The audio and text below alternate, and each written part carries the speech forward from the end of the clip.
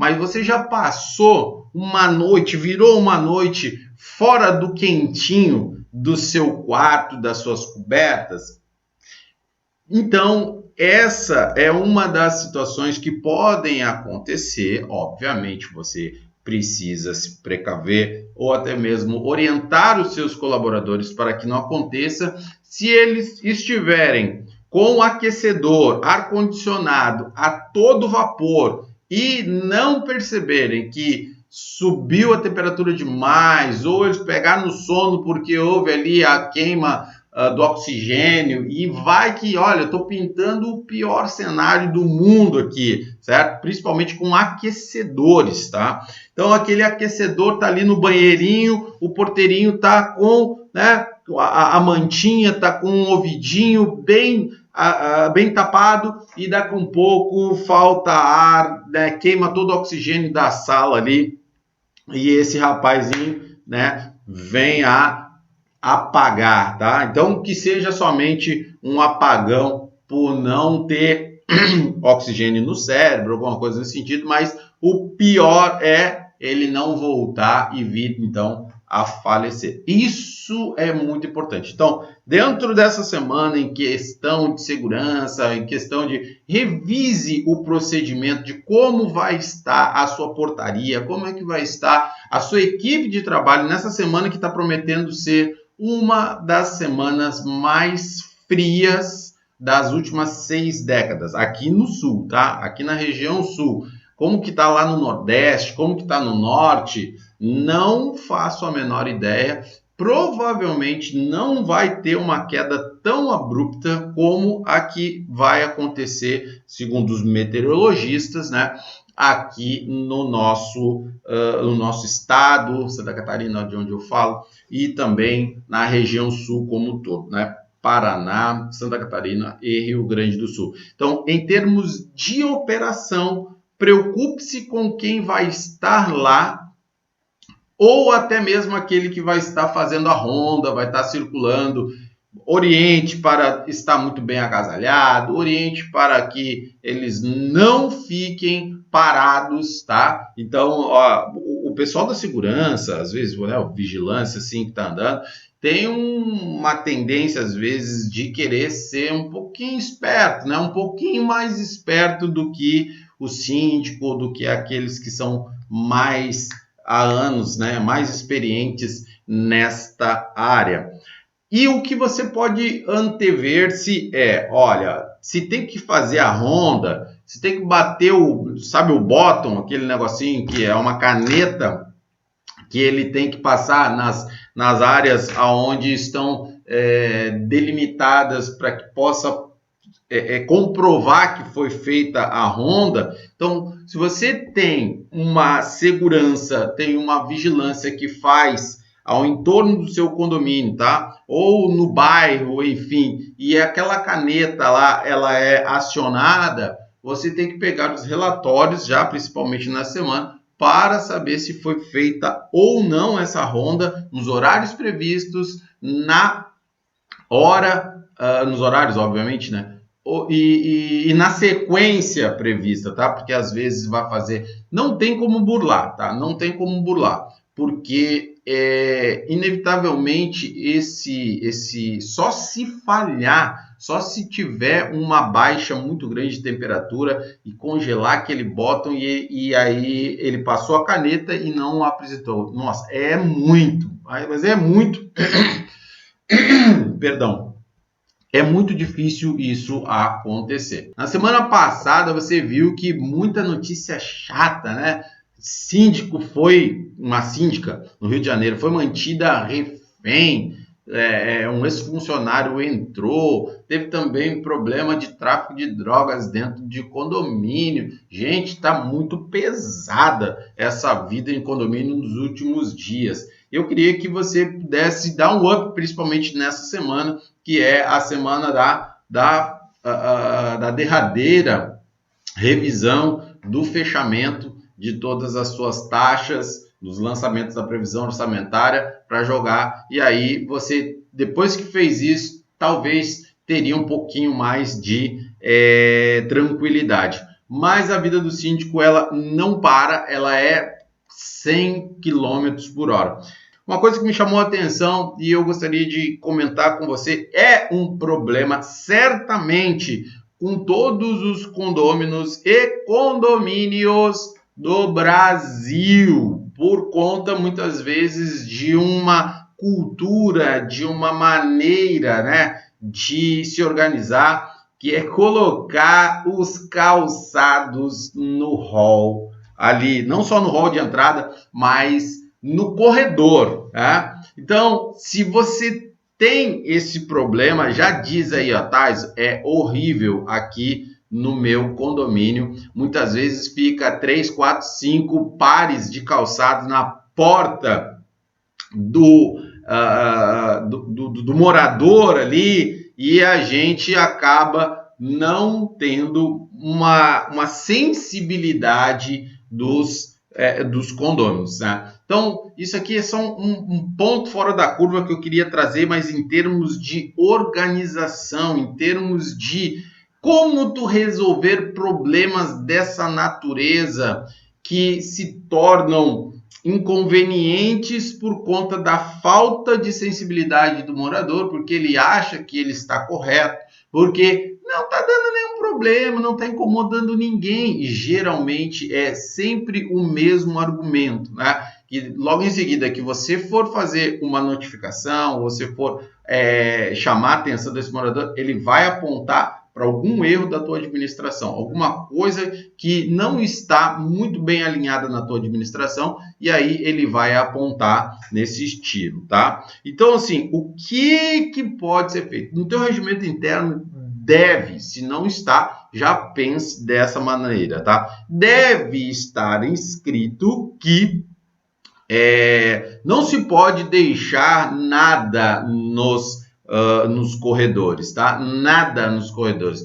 Seja, mas não pode deixar um tapetinho também. Aí você vai fazer a separação e até, obviamente, dar as devidas explicações. O tapete que está na frente da porta é para servir, obviamente, para limpar os pés, que não se entre dentro da casa, do apartamento, sem aquela sujeira. Mas os chinelos, o apartamento, tudo que você tiver como evitar que fique na porta do hall é importante. Deixa eu ver aqui, ó. Deixar sapatos e chinelos e demais calçados no corredor hall não é recomendação legal das áreas de saúde, apenas opiniões de infectologistas que entendem que o ideal é ter um espaço para retirar os sapatos ao chegar em casa. Isso é um comentário que eu estou lendo aqui rapidamente. Eu tenho o hábito de tirar os sapatos e entrar de pé descalços em casa, tá? Aqui, ó, muito bem colocado pelo professor Henrique Castro, tá? Este parece ser um exemplo muito clássico de abrir, né? Abrir uma flexibilidade muito grande, não, mas não dá nada. Não, mas isso não faz, como é que não está atrapalhando ninguém, tá? Então eu vou te dar mais ou menos aqui uma estratégia como que dá para se abordar essa situação. Eu já estou pensando e estou rindo aqui, ó, porque é um exemplo meio maquiavélico, tá? Então você pode pegar capciosamente, ó, e surrupiar aqueles calçados da porta dos condôminos. Não faça isso, tá? Então eu estou realmente usando aqui de um extremo, mas talvez você possa fazer isso com um para que sirva de exemplo com os demais, certo? Então você retira aqueles calçados de lá e aí você obviamente vai ter que dar satisfação para esses condôminos. Então imagine, e eu já fiz isso, tá? Só para deixar claro, e foi só uma brincadeira, certo? Então foi retirado os sapatos daquela porta e obviamente o que o morador fez? Ele veio correndo para a administração reclamar, dizendo que haviam furtado os seus os seus calçados da porta, que ele queria que o condomínio desse conta. E aí o que aconteceu? O síndico aqui teve que dizer assim, ué, mas nós orientamos que não deveria ser colocado por uma questão de segurança, mas também porque o regimento interno veda esta prática. E, infelizmente, o condomínio não vai ter como indenizar o seu calçado ou a sua pessoa, né? Não, mas é um absurdo, falta de segurança. Pois é, então, por isso mesmo que nós recomendamos que todos os calçados fiquem dentro do apartamento, fiquem dentro da sua casa. Não, porque eu vou fazer, porque eu vou acontecer e tal. Veja, na hora que a pessoa começar a se exceder, ela já perdeu a razão. Então, quando ela perdeu a razão, você vai trazê-la para o prumo, né? Não, vamos lá, vamos conversar educadamente, civilizadamente, certo? Se existe uma norma dentro do condomínio e essa norma ela é cumprida por todos, a senhora também precisa e deve cumprir esta norma, tá? Ah, mas vai ter aquele problema, eu sou síndico profissional e aí quando eu mandei tirar os calçados, o morador veio me xingando e tal. Gente, seja um síndico que trabalha com o regimento interno embaixo do sovaco. Se está escrito, inclusive no Código Civil, vai dizer lá que usar as partes comuns conforme a sua destinação e contanto que exclua a utilização dos demais compossuidores, está previsto no Código Civil, tá? E o que isso quer dizer? Se aquele espaço é utilizado, e aqui eu estou usando só o exemplo do calçado, você já deve ter vivido exemplos que na porta ficou a bicicleta, na porta ficou o patinete, na porta ficou o skate, ficou N objetos porque a pessoa não quer colocar para dentro do seu apartamento. Ela acha que por estar sujo, vai limpar o pessoal do asseio e da conservação vai fazer aquela faxina, aquela limpeza ali, então não tem a obrigação de fazer isso, né? Aquela boa e velha frase que é ouvida demais, eu tô pagando. Então, de novo, só para a gente usar esse exemplo de, como o próprio professor Henrique Castro falou, não abra exceções, tá? Uma vez que você tiver essa exceção praticada em toda a sua... Uma coisa é ter bom senso, outra é ter você uma elasticidade de modo que não dá para voltar mais. Ó, vaso de planta, nossa, esse vaso de planta aí dá trampo, né, doutor? Dá trampo porque cada um tem um estilo de vaso. Tem aqui a Luciana, tá? Que é uma planta que nós temos aqui em casa, e ela foi corrida do meu cenário. Por quê? Porque ela ficava batendo aqui na minha ureia. Ela tá lá embaixo, tá lá embaixo. Ela dá bom dia, boa tarde, boa noite para todo mundo, mas ela não entra mais para dentro de casa, tá? Então, vaso de planta é trampo, bicicleta e tantas cocitas más. Então, nesse aspecto, a exceção pode virar o quê? Regra. E aí, quando você passa no primeiro, no segundo, no terceiro andar, não tem condições de você voltar mais atrás. Qual é a solução? Ah, mas eu fui eleito agora, sou síndico novato e cheguei e quero mudar todas essas regras, né? Porque quando você passa no condomínio a primeira vez e já dá de cara com N situações que vão colidir com o regimento interno, vão colidir, obviamente, com a prática da sua gestão, você tem que ter muita cautela para poder abordar cada um desses casos e não já se tornar o persona não grata de cada um dos condôminos. Mas, inevitavelmente, para se fazer um omelete, precisa se quebrar ovos. Então, quando você for conversar, antes de falar com esse morador, procure o zelador e procure os conselheiros para saber quem são essas pessoas. Qual é a cultura delas?